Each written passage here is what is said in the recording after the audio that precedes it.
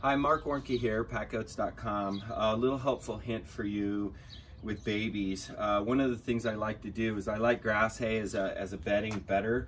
And one of the things that people will do is that they'll take this flake and then they'll shake it out and spread it out. I highly recommend you just use these as shingles.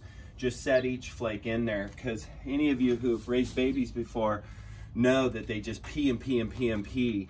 So when you lay those in like shingles and you grid your flakes in, then there's always a buffer between them and the pee. Because I always let my babies spend about their first 5 days to 7 days in the garage before I put them out, so I can control feedings and I control heat, and they're just so little that I just use a little area like this. I can raise 6 or 8 in here for 4 or 5 days. I can control feed. I can really keep track of, make sure they're okay. So what I do is I put at the pet food store or the pet store, I'll put piddle pads on the bottom. Then I'll put a tarp on top, which never holds all the pee. That's why the piddle pads, and then the shingle of hay on top of that, and then some heat lamps.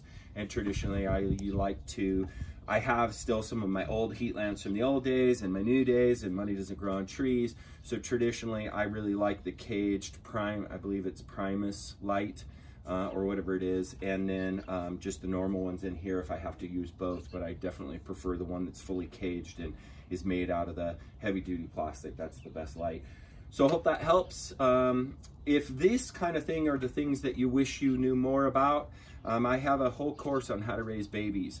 I have a whole course on milking goats. I have a whole course on running pack goats, and soon we'll have a birthing course. So if you like this kind of stuff, the courses are all inclusive, tons of written material, tons of videos, and just tons of little gems like this that just make life easier owning goats. So I hope you find that helpful. PackGoats.com.